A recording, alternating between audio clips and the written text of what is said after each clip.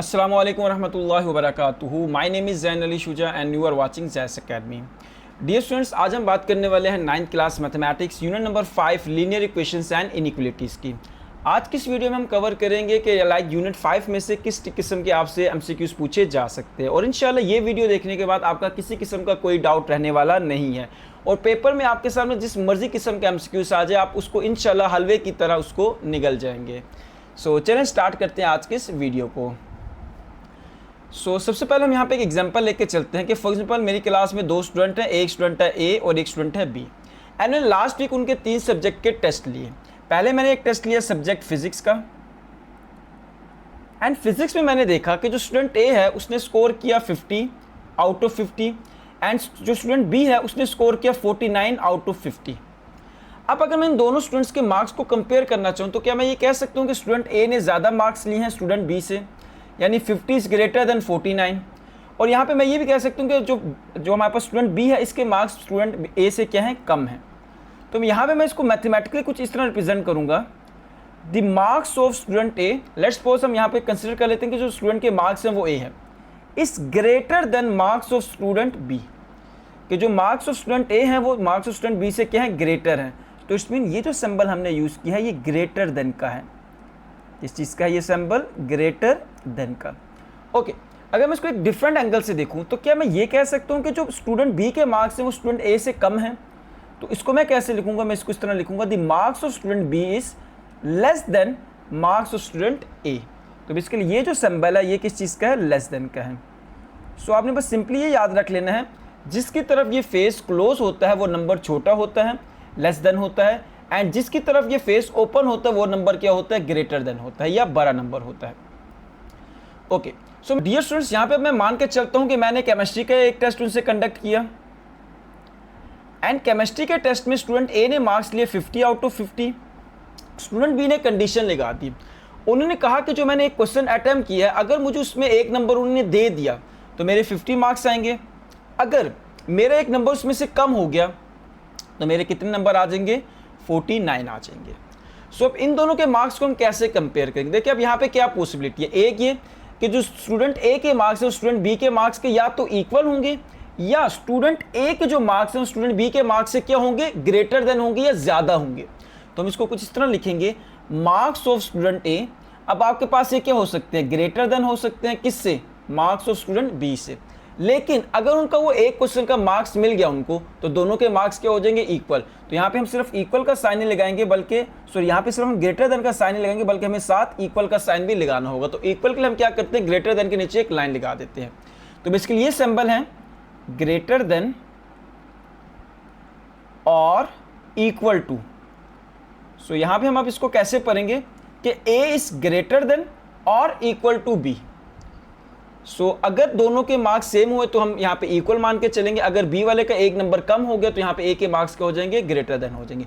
अच्छा, different perspective different angle से अगर मैं पढ़ूँ तो क्या मैं ये कह सकता हूँ कि जो बी के मार्क्स हैं वो ए के मार्क्स के इक्वल भी हो सकते हैं और बी के मार्क्स ए के मार्क्स से कम भी हो सकते हैं। तो देन मैं यहाँ पे क्या लिखूंगा, the marks of student B is less than और equal to marks of student A. तो बेसिकली ये जो सिंबल है ये किस चीज़ का है, लेस देन और इक्वल टू। ओके, सो मैं यहाँ पे एक थर्ड केस लेके चलता हूँ कि फॉर एग्जांपल मैंने यहाँ पे हम ले लेते हैं चलिए बायोलॉजी। सो बायोलॉजी का भी हमने एक यहाँ पे टेस्ट कंडक्ट किया जिसमें स्टूडेंट ए ने मार्क्स लिए 50 एंड स्टूडेंट बी ने भी कितने मार्क्स ले लिए, 50।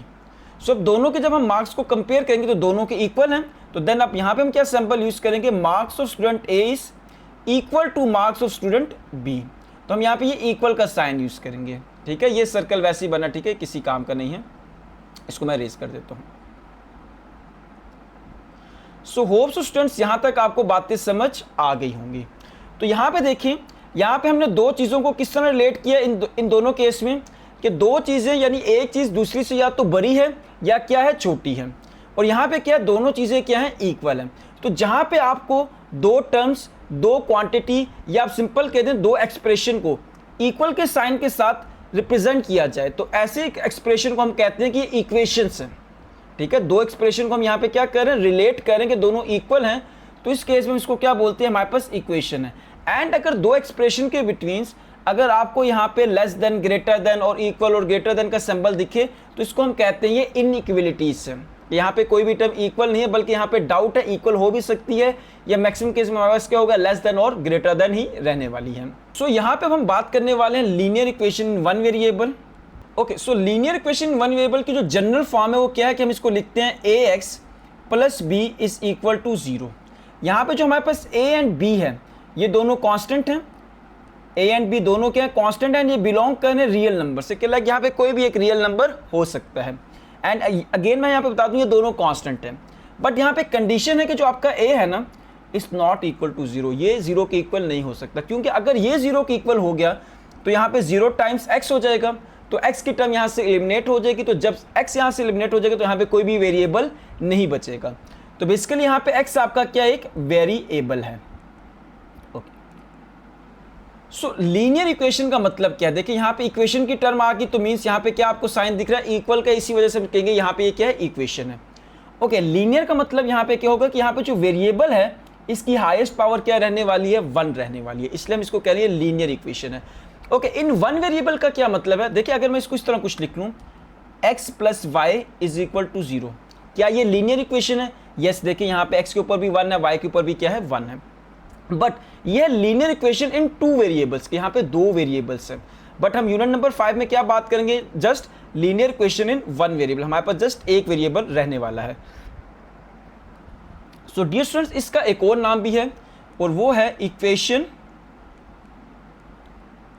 ऑफ डिग्री 1, कि लाइक ऐसी इक्वेशन जिसमें वेरिएबल या उसकी डिग्री क्या हो, वेरिएबल की डिग्री क्या हो, 1 हो, तो इसको हम कहते हैं इक्वेशन ऑफ डिग्री 1। अब देखिए अगर आपके पास कोई ऐसी इक्वेशन लिखी है x square plus x is equal to 0, तो यहाँ पे वेरिएबल, यहाँ पे पावर इसकी क्या 1 है, लेकिन हमने बात की वेरिएबल की हाईएस्ट पावर 1 होनी चाहिए, तो हाईएस्ट पावर यहाँ पे क्या है, 2 है, तो ये आपके पास लीनियर इक्वेशन नहीं है। ओके, सेकंड थिंग यहाँ पे याद रखिएगा, अगर 2 वेरिएबल आपके पास मल्टीप्लाई हो रहे हैं तो उनको भी हम कभी भी लीनियर इक्वेशन में कंसीडर नहीं करते, क्योंकि प्रोडक्ट के केस में हम इनकी पावर्स को ऐड कर देते हैं, तो इस केस में ये 1 + 1 पावर क्या हो जाएगी, 2, तो लीनियर इक्वेशन ये हमारे पास नहीं है।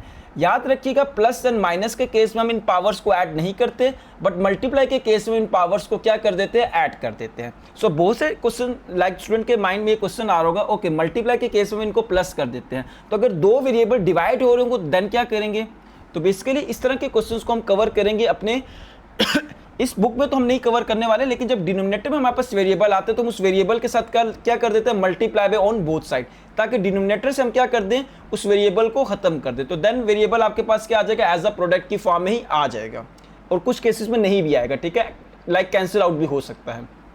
ओके, सो आगे हम बात कर लेते हैं अभी। डियर स्टूडेंट्स, अगर आपको एक लीनियर इक्वेशन गिवन है तो उसको सॉल्व कैसे किया जाएगा वो अब देख लेते हैं।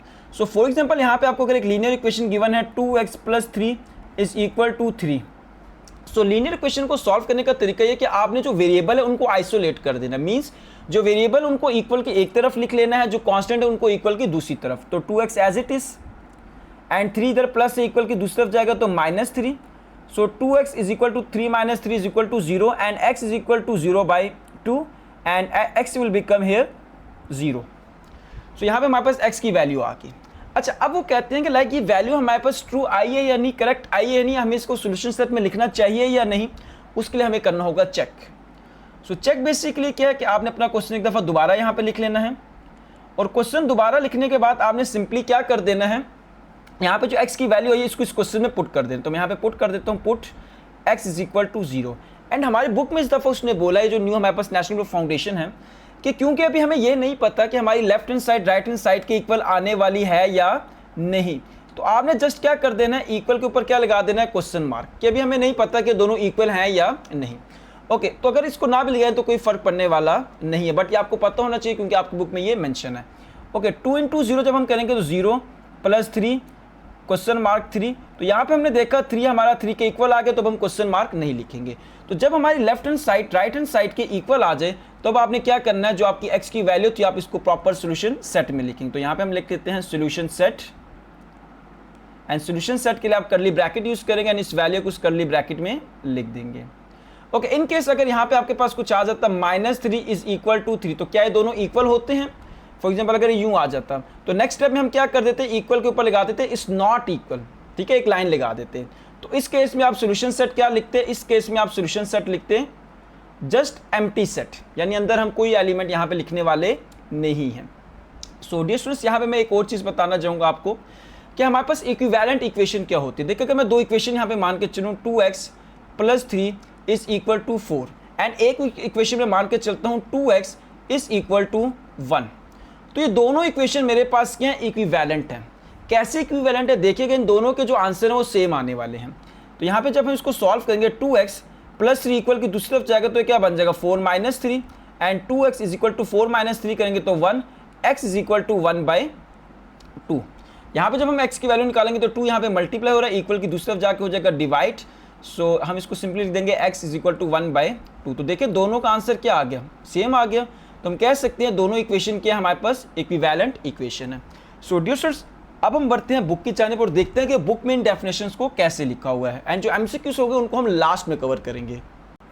सो डियर स्टूडेंट्स, अब हम बुक के ऊपर इन डेफिनेशंस को जस्ट पढ़ लेते हैं। सो ये जो हमारे पास एक ब्लॉक है इसको हम इस यूनिट के एंड पे पढ़ लेंगे, देन आपको इंशाल्लाह इजीली समझ आ जाएगा। ओके, सो फर्स्ट यहाँ पे जो ब्लॉक है इसमें अगेन वही बात है जो हमने less than, equal and greater then के बारे में पढ़ा था। वहाँ पे हमने बात की थी मार्क्स की, यहाँ पे इसने बात की नंबर ऑफ गोल्स की, तो ये आप खुद स्टडी कर लीजिएगा। ओके, लीनियर इक्वेशन को यहाँ पे इसने कैसे डिफाइन किया, linear equation one variable. So a linear equation one variable is an equation कि लाइक एक ऐसी इक्वेशन होती है that can be written in the standard form, कि लाइक इसको एक स्टैंडर्ड फॉर्म में लिखा जा सकता है। वो स्टैंडर्ड फॉर्म कौन सी है, ax + b, एंड यहाँ पे a और b आपके पास रियल नंबर्स हैं बट a आपका 0 के इक्वल नहीं हो सकता। और आगे आपको इसने क्या दी हुई है, एक एग्जाम्पल। ओके, की फैक्ट्स में हमने क्या पढ़ा था लास्ट टाइम कि like exponent of the variable in linear equation always 1, कि लीनियर इक्वेशन में एक्सपोनेंट ऑफ वेरिएबल क्या रहती है, हमेशा वेरिएबल की हाईएस्ट पावर 1 ही रहती है।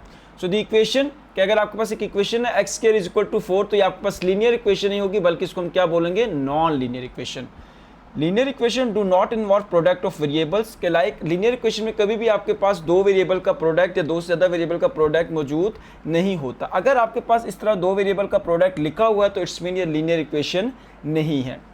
सो linear equation is also called equation of degree 1।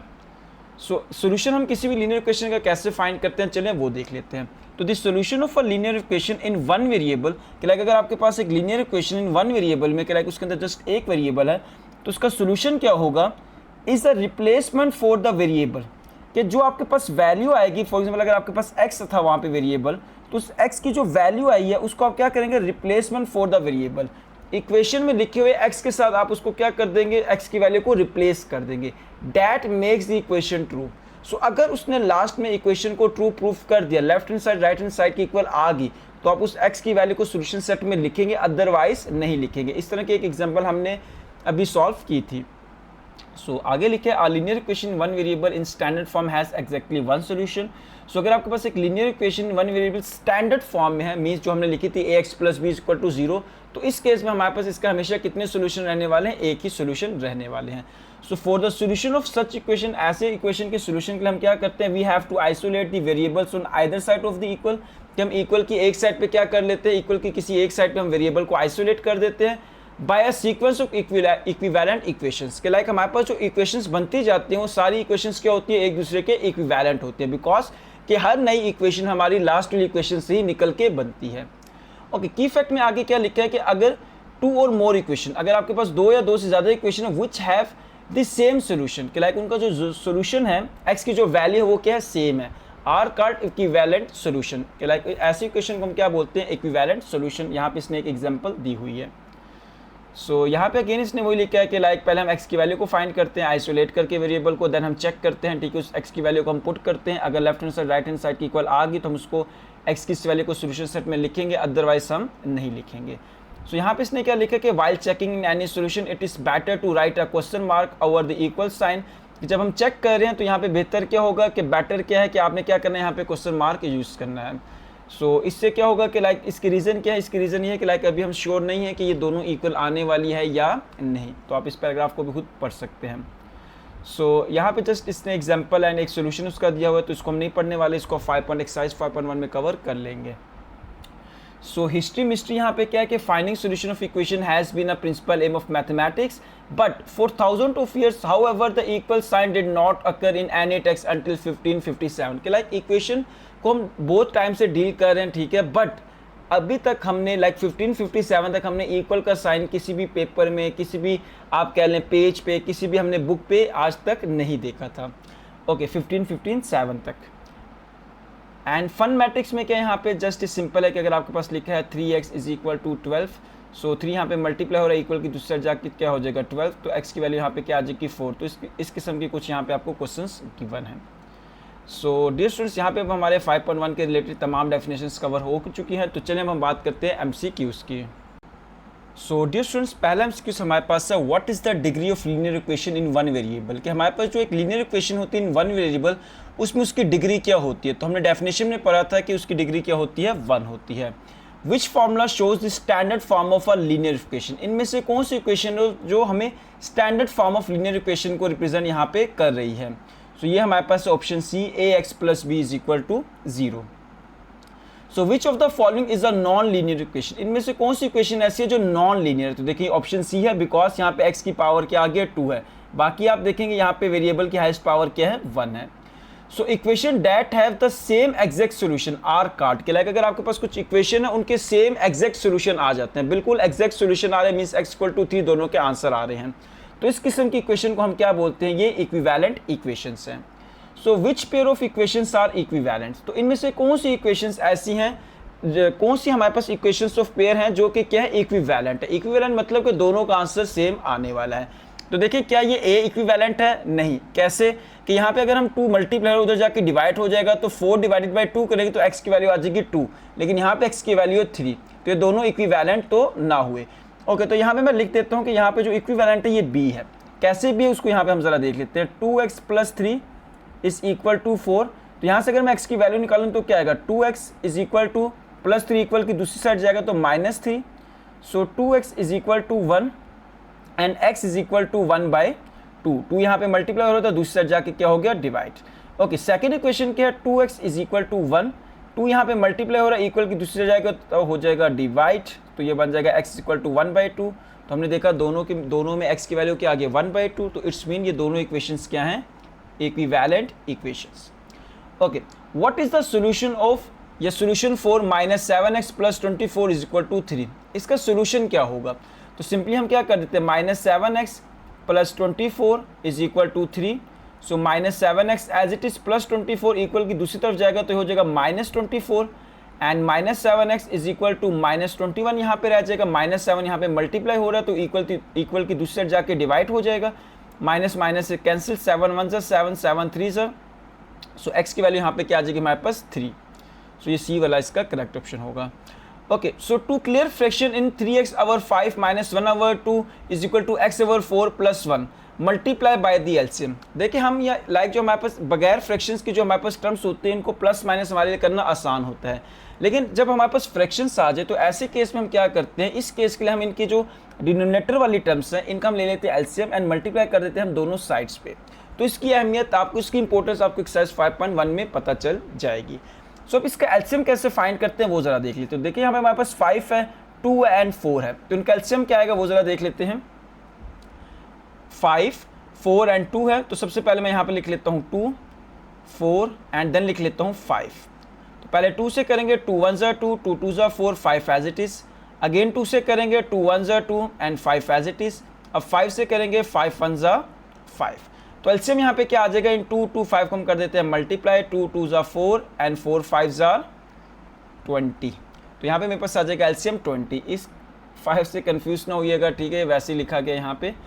सो मेरे पास इसका एलसीएम आ जाएगा 20, तो मैं मल्टीप्लाई कर दूंगा, multiply by 20 on both side. चलिए नेक्स्ट क्वेश्चन में आपको ये बात अभी क्लियर हो जाएगी।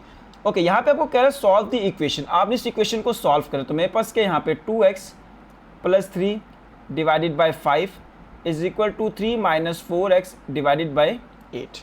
तो यहाँ पे मेरे पास 5 एंड 8 है, तो इस डिनोमिनेटर में से इन टर्म्स को खत्म करने के लिए मैं क्या करता हूँ 5 एंड 8 का एलसीएम ले लेता हूँ। तो 5 और 8 का एलसीएम मेरे पास क्या आएगा, मैं यहाँ पे देख लेता हूँ 5 एंड 8। सो पहले 2 के टेबल से ट्राई करते हैं, 5 एज इट इज़, 2 4 ज़ा 8, फिर 2 2 ज़ा 4, आई थिंक सो इधर मैं नीचे लिख लेता हूँ इसको कहीं पे,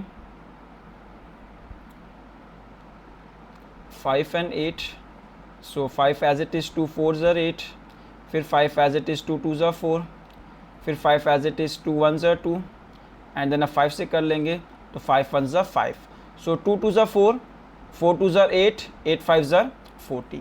तो मैं यहाँ पे सिंपली कर दूंगा multiply by 40 on both side. तो मैं यहाँ पे दोनों साइड पे 40 से मल्टीप्लाई कर देता हूँ। 40 multiply by 2x plus 3 divided by 5 is equal to 40 multiply by 3 minus 4x divided by 8। अब यहाँ पे एलसीएम से मल्टीप्लाई करने से क्या होगा वो ज़रा देख लेते हैं। 5 1s are 5, 5 8s are 40। तो अब ये 8 क्या होगा, इन दोनों के साथ मल्टीप्लाई होगा तो हमारे पास क्या बन जाएगा, 8 2s are 16 x plus 8 3s are 24 is equal to 8 1s are 8, 8 5s are 40। ये 5 अब आगे दोनों के साथ मल्टीप्लाई होगा तो क्या बन जाएगा, 5 3s are 15 plus minus minus 5 4s are 20 x as it is. x को आइसोलेट कर देते हैं तो आपके पास बन जाएगा 16x plus 20x is equal to 15 minus 24, because plus 24 तो इक्वल की दूसरी साइड जाके क्या हो जाएगा माइनस 24। सो 16 प्लस 20 आपके पास क्या आ जाएगा 36, x is equal to 15 minus 24 करेंगे तो आपके पास आ जाएगा माइनस 9। 36 वहाँ पे हो रहा मल्टीप्लाई, इक्वल की साइड आ जाएगा तो हो जाएगा divide. So 9 1s are 9, 9 4s are, तो x की वैल्यू आ जाएगी -1/4। तो यहाँ पे देखिए ये हमारे पास जो ऑप्शन बी है ये इसका करेक्ट आंसर होगा। So in what year was the equal sign first use, कि इक्वल का साइन सबसे पहले कब यूज किया गया first time, in 1557। So how many solution does the linear equation ax plus b equal to have, कि इसके हमेशा कितने सोल्यूशन रहने वाले लीनियर इक्वेशन के, एग्जैक्टली 1 ही रहने वाले हैं। So a solve value dash does not satisfy the original equation is an. सो अगर हमारे पास एक सॉल्व वैल्यू, हमारे पास एक x की वैल्यू तो आ जाती है लेकिन वो ओरिजिनल इक्वेशन को, हमारे मेन क्वेश्चन को सेटिस्फाई नहीं करती, तो इस किस्म के क्वेश्चन में हमारे पास जो सोल्यूशन होता है वो क्या होता है, एक्सट्रेनियस सोल्यूशन रहता है। ओके, और हम फाइनल सोल्यूशन में क्या लिख लेते हैं, empty set. So solving this equation gives x is equal to 3, कि लाइक जब हम इस इक्वेशन को सॉल्व करते हैं तो हमारे पास क्या आ जाता है, 3 आ जाता है। तो अब आपने बताना है कि क्या हम इस सोल्यूशन सेट में इसको लिखना चाहिए या नहीं।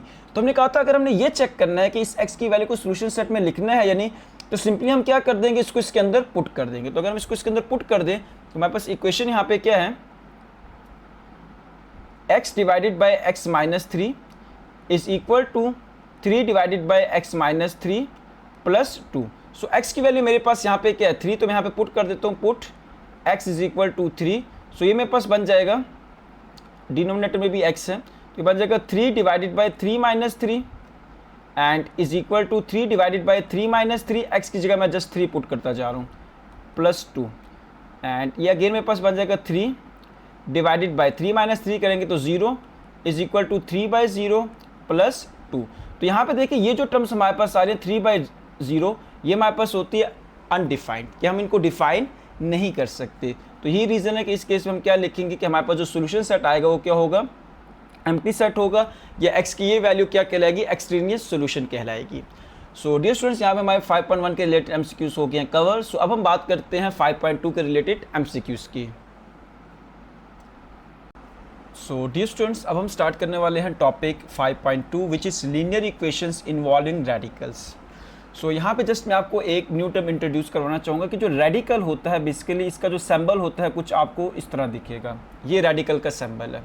ओके, अब हम सबसे पहले पढ़ते हैं कि इक्वेशंस है क्या। तो देखिए लेट्स सपोज मेरे पास 2 एक्सप्रेशंस हैं, 2x प्लस 1 और एक एक्सप्रेशन है लेट्स सपोज x माइनस 3।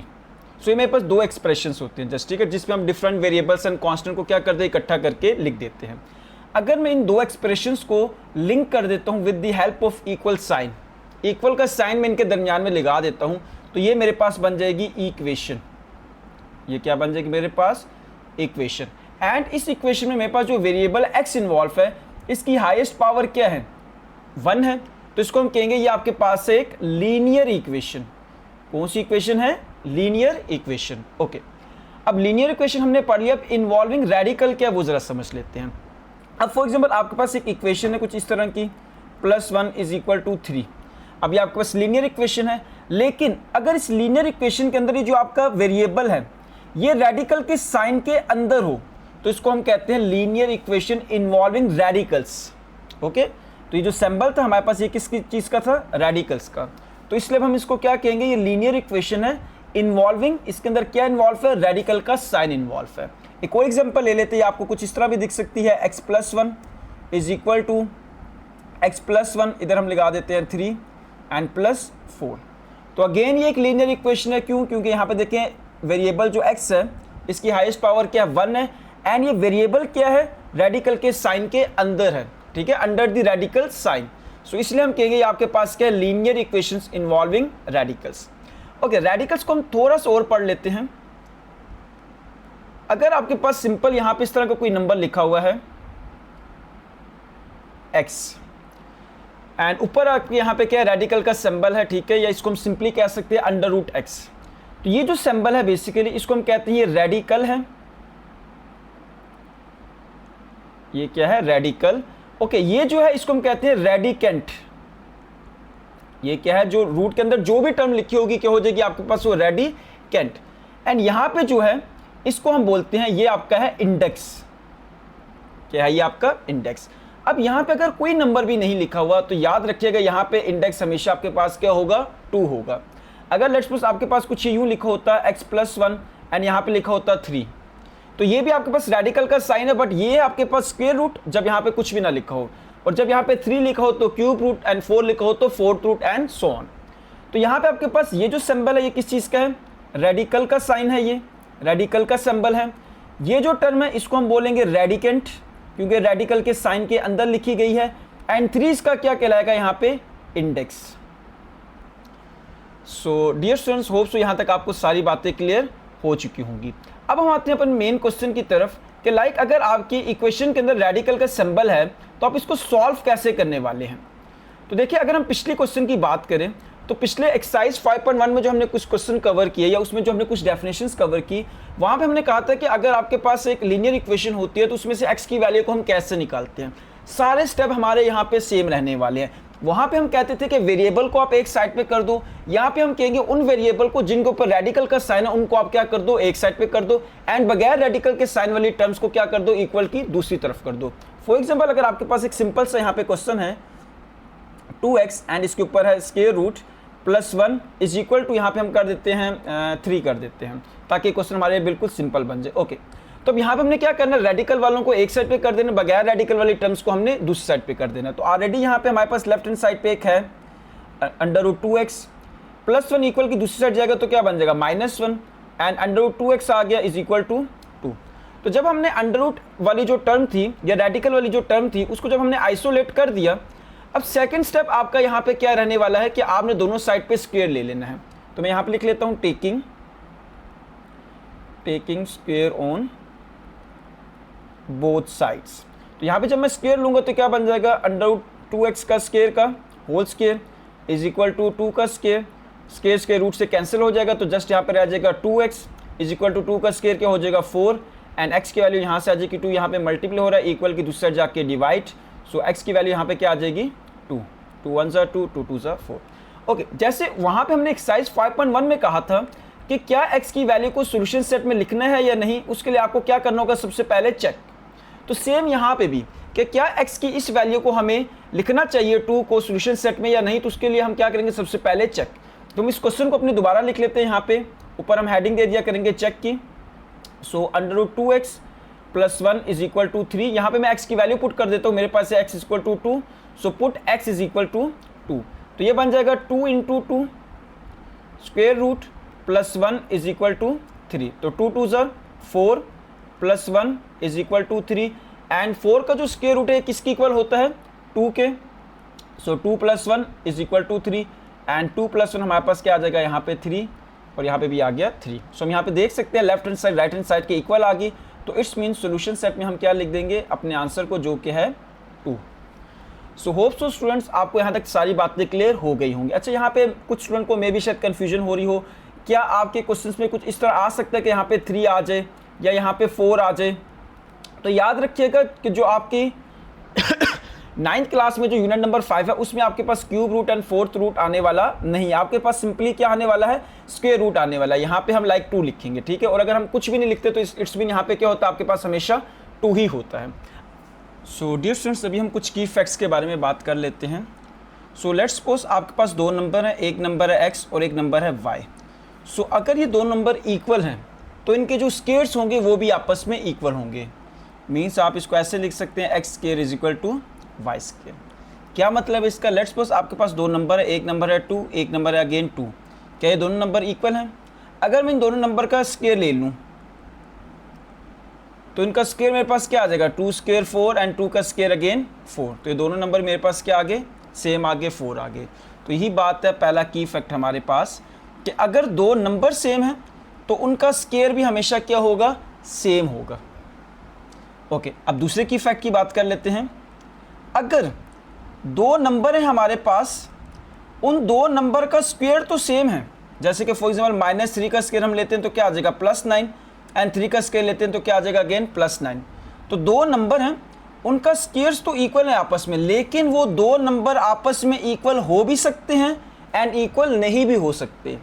सो इस केस में देखिए हमारे पास ये जो दो नंबर है -3 एंड 3, क्या ये एक दूसरे के इक्वल है? ये दोनों एक दूसरे के इक्वल नहीं है। तो दूसरा की फैक्ट हमारे पास ये है। अच्छा, अब हमने कहा कि लाइक ये दोनों इक्वल भी हो सकते हैं, तो उसकी एग्जांपल क्या होगी? देखिए सिंपली आप कह लें 3 का स्क्वायर इज इक्वल टू 3 का स्क्वायर। सो 3 का स्क्वायर क्या आएगा? 9। यहाँ पे भी क्या आ जाएगा? 3 का स्क्वायर 9। सो इन दोनों नंबर्स का जो स्क्वायर है वो क्या है? 9 आया। और यहाँ पे दोनों नंबर आपस में क्या हैं? इक्वल हैं। सो यही हमारे पास दो फैक्ट्स थे। पहला फैक्ट्स क्या था कि अगर दो नंबर इक्वल हैं तो उनके स्क्वायर हमेशा इक्वल होंगे, लेकिन अगर दो नंबर्स के स्क्वायर्स इक्वल हैं, दो नंबर्स के स्क्वायर्स इक्वल हैं, तो वो दो नंबर आपस में इक्वल हो भी सकते हैं एंड इक्वल नहीं भी हो सकते। सो डियर स्टूडेंट्स, रेडिकल के रिलेटेड यहाँ पे मैं एक और बात डिस्कस करना चाहूँगा कि हम रेडिकल के जब हमारे पास रिलेटेड क्वेश्चन आता था तो उसमें हमने क्या पढ़ा था अभी कि आपने रेडिकल वाली टर्म को एक साइड पे कर देना है एंड कांस्टेंट को आपने दूसरी तरफ कर देना है, एंड आपके पास आखिर में रेडिकल एक साइड पे रह जाएगा एंड कांस्टेंट एक साइड पे रह जाएंगे जब हम सारों को सॉल्व कर लेंगे। तो लेट्स सपोज एक क्वेश्चन था, उसको सॉल्व करने के बाद आपके पास कुछ इस तरह की सिचुएशन बन गई, या यही क्वेश्चन लेट्स सपोज आपको गिवन और कहा जा रहा है इसको सॉल्व करें। सो याद रखिएगा रेडिकल के जब भी राइट हैंड साइड पे या राइट साइड पे आप देख लें इक्वल के माइनस आ जाए, माइनस वाली टर्म आ जाए, तो याद रखिए इस केस में आपका जो सोल्यूशन सेट होगा वो एम्प्टी सेट होगा, या आप कह लें एक्सट्रीनियस सोल्यूशन होंगे। एक्सट्रीनियस सोल्यूशन मतलब कि यहाँ से जो x की वैल्यू आएगी वो इस इक्वेशन को कभी भी सेटिस्फाई नहीं करेगी। तो ये आपके पास की फैक्ट है, ठीक है। क्या की फैक्ट है इसको बस याद रख लें कि जब भी आपका रेडिकल के अंदर कोई टर्म है एक साइड पे इक्वल के एंड दूसरी साइड पे जस्ट आपके पास एक ही कांस्टेंट उसके साथ माइनस है, तो इस केस में आपके पास क्या आएगा? एक एम्प्टी सेट आएगा। इसको भी हम प्रूफ करके देख लेते हैं। सो हमारे पास यहाँ पे नेक्स्ट स्टेप क्या होता था? Taking square on both side. तो मैं यहाँ पे लिख लेता हूँ taking square on both sides. तो ये बन जाएगा √x का whole square is equal to -4 का whole square. Square square root से कट जाएगा तो x इज इक्वल टू -4 का स्क्वायर क्या हो जाएगा यहाँ पे? 16 एंड प्लस का 16। पुट कर देता हूँ इस इक्वेशन में √x is equal to -4, so put x is equal to 16, so √16 under root is equal to -4 and √16 हमारे पास किसके इक्वल होता है? 4 के। यहाँ पे हमारे पास क्या जाएगा? -4। सो क्या हमारी लेफ्ट हैंड साइड है राइट हैंड साइड दोनों इक्वल हैं? दोनों इक्वल नहीं है, तो हम जस्ट यहाँ पे लिख देंगे 4 इज नॉट इक्वल टू -4। तो इस केस में हमारे पास क्या आएगा? जो सोल्यूशन सेट आएगा वो एम्प्टी सेट आएगा।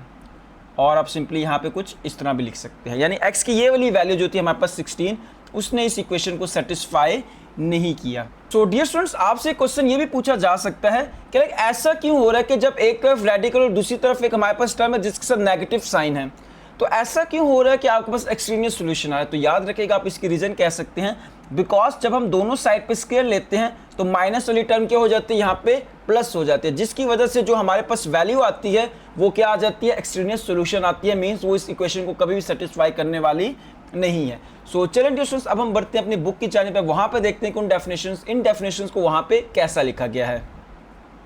सो यहाँ पे हमारे पास है सबसे पहले रेडिकल इक्वेशन की definition, an equation in which the unknown letter के लाइक एक इक्वेशन जिसमें हमारे पास जो अननोन लेटर होता है जिसको हम वेरिएबल भी बोलते हैं appears under a radical sign, यानी जो रेडिकल का साइन है उसके अंडर लिखा जाता है। तो ऐसी इक्वेशन को हम बोलते हैं ये रेडिकल इक्वेशन, एंड यहाँ पे आपको कुछ एग्जाम्पल भी गिवन है। ओके, देन आते हैं हम की फैक्ट की तरफ। तो अगेन फर्स्ट की फैक्ट हमारे पास यही है कि if two numbers are equal, अगर दो नंबर इक्वल होते हैं then their squares are also equal, तो उनके स्क्वायर भी क्या होंगे? इक्वल होंगे। और यहाँ पे उसने एग्जांपल दिया कि अगर x is equal to Y है तो then x square is equal to भी क्या होगा? y स्क्वायर रहने वाला है। ओके, सेकंड की इफेक्ट क्या है, if the squares of two numbers are equal, अगर दो नंबर्स का स्क्वायर इक्वल है तो वो जो दो नंबर हैं द नंबर्स मे और मे नॉट बी इक्वल, वो जो दो नंबर हैं वो इक्वल हो भी सकते हैं एंड इक्वल नहीं भी हो सकते। फॉर एग्जांपल जैसे -5 का स्क्वायर लिया और यहाँ पे हमने 5 का स्क्वायर लिया तो आपके पास क्या आ जाएगा, दोनों केस में आएगा 25, बट यहाँ पे आपके पास जो दोनों टर्म है जिनका स्क्वायर लिया गया वो दोनों एक दूसरे के इक्वल नहीं है। ओके, रेडिकल इक्वेशन को सॉल्व कैसे किया जाता है मैंने एक एग्जांपल के थ्रू बता दिया था आपको, तो मैं यहाँ पे इसको नहीं पढ़ने वाला, आप इसको खुद एक दफ़ा पढ़ सकते हैं। सो थर्ड की फैक्टर हमारे पास the equation in which after isolating the radical term, कि लाइक हमारे पास एक इक्वेशन थी, हमने क्या कर दिया उसमें से जो रेडिकल टर्म है उनको आइसोलेट कर दिया। If radical term is equal to a negative number, और वो रेडिकल टर्म क्या होती है, नेगेटिव नंबर के इक्वल आ जाती है। So such equation has no solution in real numbers, तो उसका कोई रियल नंबर में सोल्यूशन नहीं लिखा जाएगा, या इन शॉर्ट अभी कह सकते हैं कि उसका सोल्यूशन सेट आपके पास क्या आ जाएगा, एम्प्टी सेट आएगा। सो होप सो स्टूडेंट यहाँ तक आपको तमाम बातें क्लियर होंगी। तो चलिए अब हम बढ़ते हैं एमसीक्यूज की जानेब। So dear students, first MCQs हमारे पास है an equation in which the unknown letter or variable appears under a radical sign. सो ऐसी इक्वेशन को हम क्या बोलते हैं, रेडिकल इक्वेशन, बिकॉज यहाँ पे हमारा क्या है कि जो वेरिएबल है वो किसके अंडर लिखा गया है, रेडिकल साइन के। So which of the following is an example of a radical equation, तो यहाँ पे देखिए अगर आप फर्स्ट ऑप्शन को देखें यहाँ पे 5 रेडिकल साइन के अंडर लिखा गया है, नीचे लिखा गया है, बट 5 तो आपके पास एक कांस्टेंट है, हमने तो कहा था वेरिएबल लिखा होना चाहिए, तो बेसिकली यहाँ पे मैं रेडिकल के साइन को प्रॉपर कर लेता हूँ। सो ये ऑप्शन सी इसका करेक्ट होगा। देखिए यहाँ पे जो वेरिएबल है वो क्या है, अंडर द रेडिकल साइन, और यहाँ पे तो रेडिकल का साइन है ही नहीं। Okay, so if third one है if two numbers are equal like x equal to y, then according to algebraic की facts their square are also equal, क्या इनके स्क्वायर हमेशा इक्वल होंगे, यस इनके स्क्वायर हमेशा क्या होंगे, इक्वल होंगे, तो बाकी पढ़ने की जरूरत ही नहीं है। If the squares of two numbers are equal like x square is equal to y square, the numbers, हमने कहा था ये नंबर आपस में इक्वल हो भी सकते हैं एंड नहीं भी हो सकते, तो हमारे पास ऑप्शन बी करेक्ट हो जाएगा, मे और may not be equal. Okay, आपको एक सिचुएशन इस तरह गिवन है, -5 का square is equal to 5 square is equal to 25, which statement correctly compares the basis -5 and 5, ये -5 और 5 दोनों आपस में क्या है, is not equal. Okay, and question number 6 is if an isolated radical term is an equation is equal to negative number the equation has, तो हमने start में कहा था कि अगर आपकी लेफ्ट हैंड साइड पे आ जाता है radical symbol and right hand side पे आपकी आ जाती है कोई नेगेटिव वाली टर्म, तो इस केस में हमारे पास क्या होगा, नो सॉल्यूशन आएगा। ठीक है, होप सो डियर स्टूडेंट्स आपको यहाँ तक सारी चीजें समझ आ गई होंगी। तो यहाँ पे एमसीक्यूज के आंसर भी लिखे एंड की फैक्ट्स भी हैं। अगर आपकी इसकी पीडीएफ फॉर्म चाहिए तो आप व्हाट्सएप पे मुझसे कॉन्टैक्ट कर सकते हैं। सो डियर स्टूडेंट्स, टॉपिक 5.3 है equations involving absolute value. Absolute value होती क्या, इसको हम एक एग्जाम्पल से समझ लेते हैं। तो सबसे पहले मैं यहाँ पे ड्रा कर लेता हूँ नंबर लाइन। सो डिस्टेंस मैंने यहाँ पे एक नंबर लाइन ड्रा कर दी है जिसके सेंटर में है 0 एंड राइट साइड पे कुछ पॉजिटिव वाली टर्म एंड लेफ्ट साइड पे कुछ नेगेटिव वाली टर्म्स। सो यहाँ पे आप सपोज करें कि एक पर्सन यहाँ पे खड़ा है और मैं आपसे पूछता हूँ, बताएं ये जो पर्सन है ये 0 से कितने डिस्टेंस पे है, कितने फासले पे है, तो आप क्या बोलेंगे, जस्ट 6 यूनिट के डिस्टेंस पे है। कितने यूनिट के डिस्टेंस पे है, 6 यूनिट के डिस्टेंस पे। सो इसी को हम कहते हैं ये है एब्सोल्यूट वैल्यू। सो एब्सोल्यूट वैल्यू बेसिकली है क्या, it is the distance of an object, यहाँ पे हमने एक ऑब्जेक्ट लिया, या आप कह लें ऑफ अ पर्सन, या हम बुक के मुताबिक इसको कह सकते हैं of a number. So the distance of an object और अ पर्सन फ्रॉम 0, लाइक किसी ऑब्जेक्ट, किसी पर्सन, किसी नंबर का 0 से कितना डिस्टेंस है, वो 0 से कितने फासले पे है, इसको हम क्या कहते हैं, ये है उसकी एब्सोल्यूट वैल्यू। अब दूसरी चीज़ आपने याद रखनी है कि एब्सोल्यूट वैल्यू हमेशा पॉजिटिव होती है, ये कभी भी नेगेटिव नहीं हो सकती। जैसे इस केस में आपके पास एब्सोल्यूट वैल्यू ऑफ 6 क्या आ जाएगी, इज इक्वल टू 6। लेकिन अगर ये पर्सन यहाँ पे खड़ा होता, एग्जैक्टली इस पोजीशन पे होता, और मैं आपसे कहता बताएं अब ये पर्सन 0 से कितने डिस्टेंस पे है, तो आप यहाँ पे बोल देंगे -6। बट याद रखिएगा कि हमारे पास जो एब्सोल्यूट वैल्यू है वो हमेशा क्या होती है, पॉजिटिव होती है। तो ये -6 के जब हम ये एब्सोल्यूट वैल्यू के लिए इसको लिखेंगे तो ये किसके इक्वल हो जाएगा, +6 के इक्वल हो जाएगा। ओके, सो अब हम यहाँ पे एक और चीज़ समझ लेते हैं, ये जो आपको इस तरह बार दिख रही है, 2 पैरेलल आपके लिए लाइन सेगमेंट टाइप दिख रहे हैं, ठीक है, छोटी छोटी लाइन सेगमेंट आपको दिख रही है parallel. In parallel line segments को हम कहते हैं, ये हमारे पास एब्सोल्यूट वैल्यू बार, एब्सोल्यूट वैल्यू बार। ओके, अब यहां पे हम देख लेते हैं कि माइनस वाली प्लस क्यों हो जाती है और प्लस वाली प्लस ही क्यों रहती है। तो हमने स्टार्ट में कह दिया था कि हमारे पास एब्सोल्यूट वैल्यू बार हमेशा क्या रहेगी, पॉजिटिव रहेगी। तो इसके लिए हमारे बुक में वो एक एग्जांपल इस तरह देता है, या एक की फैक्ट कह ले, इस तरह कहते हैं कि लेट्स सपोज अगर आपके पास k है और k की आपने एब्सोल्यूट वैल्यू बतानी है, और यहाँ पे आपका जो k है वो क्या है, या तो 0 है या 0 से क्या है, बड़ा है। तो इस केस में किसके इक्वल हो जाएगा, k के ही इक्वल हो जाएगा।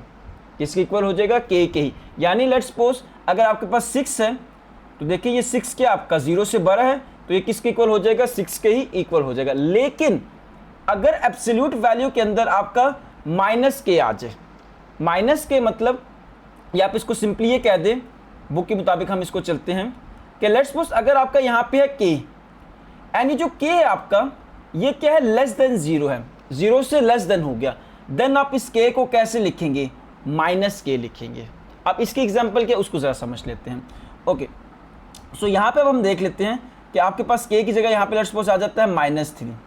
तो अब ये आपके पास क्या है, ये k की जगह ये आ गया ना -3, और ये k आपका क्या 0 से लेस देन है। तो पहले आपने एक माइनस लगाना है, वो मैंने माइनस ये लगा दिया, एंड देन आपने इस k को लिख देना है। और यहाँ पे k क्या है, एब्सोल्यूट वैल्यू के अंदर देखिए ये एब्सोल्यूट वैल्यू है ना, तो यहाँ पे k है, यहाँ पे -3, तो इसमें k यहाँ पे क्या होगा, -3k। सो -3 के इक्वल होगा, तो यहाँ पे माइनस माइनस प्लस, सो यहाँ पे आपके पास ओवरऑल वैल्यू इसकी क्या हो जाएगी, प्लस हो जाएगी। ओके, अब हम देख लेते हैं कि लाइक अगर आपको एब्सोल्यूट वैल्यू गिवन हो तो उनको सॉल्व कैसे किया जाता है, या एब्सोल्यूट वैल्यू वाली कोई इक्वेशन आपके पास है इन टर्म्स ऑफ वेरिएबल, तो उसको सॉल्व कैसे किया जाता है। सो यहाँ पे आप एक और चीज़ ये समझ लें कि इक्वेशन इन्वॉल्विंग एब्सोल्यूट वैल्यू का क्या मतलब है, कि अब हमारे पास एक ऐसी इक्वेशंस आएंगी, उस इक्वेशन के अंदर मौजूद जो वेरिएबल्स होंगे उनको एब्सोल्यूट वैल्यू बार के अंदर क्या किया गया होगा, क्लोज किया गया होगा। तो ऐसी इक्वेशन को हम कहते हैं equation involving absolute value bar, और आप इसको ये भी कह सकते हैं linear equation involving absolute value bar. अब इनको सॉल्व कैसे किया जाता है वो जरा समझ लेते हैं। सो डियर स्टूडेंट्स, यहाँ पे हम एक एग्जांपल मान के चलते हैं कि लेट्स सपोज आपके पास एक है क्वेश्चन, एब्सोल्यूट वैल्यू बार के अंदर है x + 2 = 3। तो हम ऐसी इक्वेशन को जिनके अंदर एब्सोल्यूट वैल्यू है, इनको सॉल्व कैसे करते हैं। सबसे पहले आपने उन वैल्यू को अलग कर देना, उन टर्म्स को अलग कर देना है जो एब्सोल्यूट वैल्यू बार के अंदर लिखी गई है, उन वेरिएबल्स को। एंड देन आपने क्या करना है, जो आपके पास बगैर वेरिएबल के, बगैर एब्सोल्यूट वैल्यू की कांस्टेंट टर्म, उनको क्या कर देना, इक्वल की दूसरी साइड पे लिख लेना है। तो ये मेरे पास कुछ बन जाएगा, एब्सोल्यूट वैल्यू बार x इसके अंदर लिखा हुआ एज इट इज, 2 उधर जाएगा तो -2 हो जाएगा, एंड यहाँ पे इसकी वैल्यू आ जाएगी 1। अब यहाँ से आगे क्या करना है, जैसे 5.2 में हम रेडिकल को खत्म करने के लिए स्क्वायर लेते थे, सो यहाँ पे हम क्या करेंगे, एब्सोल्यूट वैल्यू बार को हटाएंगे और हमेशा क्या लगाएंगे, प्लस माइनस लगाएंगे। तो ये आपके पास x की वैल्यू आ जाएगी +-1। सो अब हम इसको भी चेक भी कर सकते हैं, ठीक है ना, अभी हम इसको चेक कर लेते हैं कि क्या इसको सोल्यूशन सेट में लिखना चाहिए या नहीं। उससे पहले हम ये समझ लेते हैं कि लाइक प्लस माइनस हमने क्यों लगाया। देखिए ये एब्सोल्यूट वैल्यू ऑफ x बता रहे हैं ना, जो कि क्या है 1। अब ये 1 उस 0 से राइट साइड पे भी हो सकता है, एंड ये 1 उस 0 के लेफ्ट साइड पे भी हो सकता है। तो इसलिए हमें यहाँ पे क्या लगाना होगा, +1 भी लगाना होगा एंड -1 भी लगाना होगा। तो क्या ये वैल्यू हमें सोल्यूशन सेट में लिखनी चाहिए नहीं, उसके लिए हम क्या ले लेंगे, यहाँ पे इसको चेक कर लेते हैं। सो हमारे पास लेट्स सपोज इक्वेशन थी, एब्सोल्यूट वैल्यू बार के अंदर है x + 2 = 3। सो मैं यहाँ पे x की वैल्यू अगर +1 पुट कर दूँ तो ये क्या हो जाएगा 1, एब्सोल्यूट वैल्यू बार +2 = 3। तो अगर +1 है तो ये +1 नहीं रहेगा, +2 = 3, सो ये हो जाएगा 3 = 3। सो मीन्स ये +1 तो हम लिख सकते हैं, क्या -1 भी लिख सकते हैं। तो सिंपली मैं यहाँ पे क्या कर देता हूँ, x की जगह पे लेट्स सपोज अगर आपको ये गिवन है, सो x की जगह पे मैं यहाँ पे क्या लिख लेता हूँ, -1 +2 = 3। तो ये एब्सोल्यूट वैल्यू का जो आपका एब्सोल्यूट वैल्यू बार है, इसको क्या कर देंगे, -1 को +1, सो +2 = 3, सो ये बन जाएगा 3 = 3। So left hand side is equal to right hand side. So हम यहाँ पे सिंपली क्या लिख देंगे, solution set is equal to +-1। Okay, अब यहाँ पे आपने एक और चीज़ याद रखनी है कि लेट्स सपोज आपको एक इस तरह का क्वेश्चन गिवन है। अब यहाँ पे आपके पास 3 सिचुएशन रह सकते हैं, ठीक है। पहली सिचुएशन कुछ यूँ है कि अगर आपके पास यूँ आ जाता है =1, अब ये 1 क्या आपके पास 0 से बड़ा है, तो इस केस में आप क्या करेंगे, यहाँ पे x की 2 वैल्यू आने वाली है। x की 2 वैल्यू कैसे आएगी, यहाँ पे आप एब्सोल्यूट के जो एब्सोल्यूट वैल्यू बार इसको हटाएंगे, और क्या लगा देंगे प्लस माइनस। तो एक वैल्यू इसकी प्लस की आ जाएगी, एक वैल्यू क्या आ जाएगी इसकी माइनस की आ जाएगी। ये कंडीशन क्या है कि अगर आपके पास एब्सोल्यूट वैल्यू बार के अंदर है x और इसके अंदर जो x लिखा हो ये वैल्यू क्या हो k हो, यानी कोई भी एक रियल नंबर कोई भी एक कांस्टेंट हो सकता है, एंड ये जो कांस्टेंट है k ये क्या हो ग्रेटर देन 0 हो, 0 से बड़ा हो, तो देन क्या होगा आपके पास यहाँ पे दो वैल्यूज रहने वाली हैं, एक प्लस की और एक माइनस की, यानी एक दफ़ा आपके पास प्लस की आ जाएगा और एक दफ़ा आपके पास क्या आ जाएगा यहाँ पे माइनस की आ जाएगा। सो होप सो पहला केस आपको क्लियर हो चुका होगा।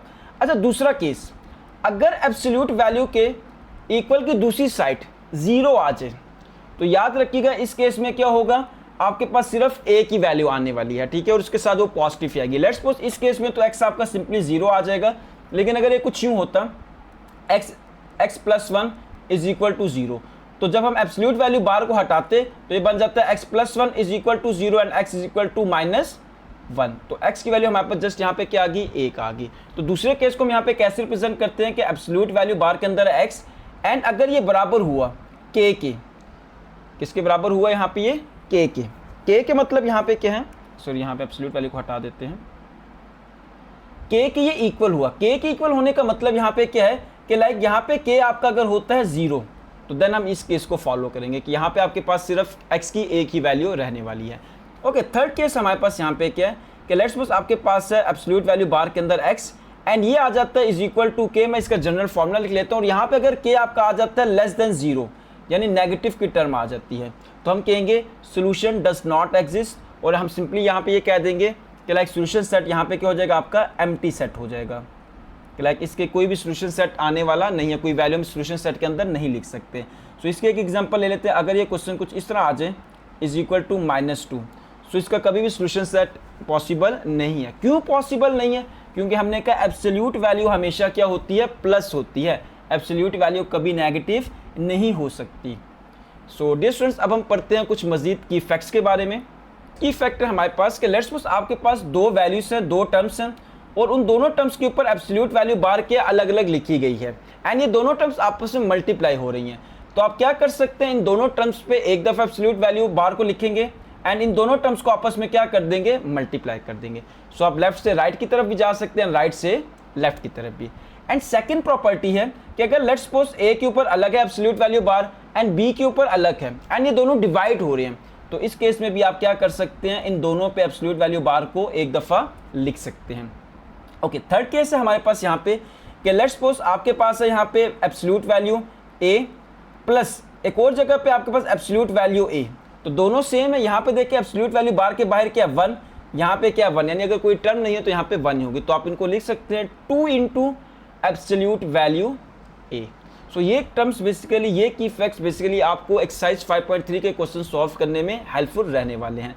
इसकी मैं एक और एग्जांपल ले लेता हूँ कि लेट्स सपोज यहाँ पे अगर ये कुछ यूँ होता, सो ये आपके पास क्या बन जाता है 2 इंटू ए, ठीक है, एब्सोल्यूट वैल्यू बार के अंदर है ए प्लस 1, तो आपके पास क्या बनता था 3 इंटू ए, ये absolute value of A. So hope so dear students आपको सारी बातें यहाँ तक क्लियर हो गई होंगी। तो अब हम बढ़ते हैं बुक की तरफ एंड देखते हैं कि इन डेफिनेशन को वहाँ पे उन्होंने कैसे लिखा हुआ है, थोड़ी स्टेटमेंट को पढ़ लेते हैं एंड देन हम लास्ट में बढ़ेंगे अपने एमसीक्यूज की जानेब। सो डियर स्टूडेंट्स 5.3.1 है defining N absolute value.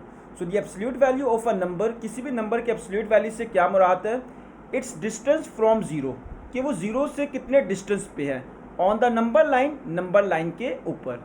If x is any point on the number line, कि लेट्स सपोज x एक कोई भी पॉइंट है उस नंबर लाइन के ऊपर, then its distance from zero is denoted by x, और इस x को हम लिख देंगे एब्सोल्यूट वैल्यू बार के अंदर। सो आगे कहा जा रहा है the two vertical bars are called absolute value bar, इन वर्टिकल लाइंस को हम क्या बोलते हैं कि हमारे पास एब्सोल्यूट वैल्यू बार्स है। Okay since distance between any two point is always a positive number or zero, कि अब जो दो पॉइंट के डिस्टेंस होता है हमेशा क्या हो सकता है, या तो पॉजिटिव नंबर होता है या जीरो भी हो सकता है। लेट्स सपोज अगर वो जीरो पे ही बंदा खड़ा रहे या वो नंबर जीरो पे ही हो, तो उस केस में हमारे पास एब्सोल्यूट वैल्यू क्या होगी, जीरो ही होगी, क्योंकि जीरो से उसका कोई भी डिस्टेंस नहीं है। तो यहाँ पे आपके पास डिस्टेंस या एब्सोल्यूट वैल्यू क्या हो सकती है, जीरो हो सकती है, या ये हमेशा पॉजिटिव नंबर ही रहने वाली है। Thus the absolute value of a number is always a positive number or zero, distance from 0 to 5 और from 0 to -5 is 5 units on the number line. So वो डिस्टेंस बेशक 0 to 5 हो या 0 to -5 हो, ये हमेशा डिस्टेंस क्या कंसिडर किया जाएगा, 5 यूनिट्स ही कंसिडर किया जाएगा एक नंबर लाइन के ऊपर। इन दोनों को अलग अलग कंसीडर नहीं किया जाएगा।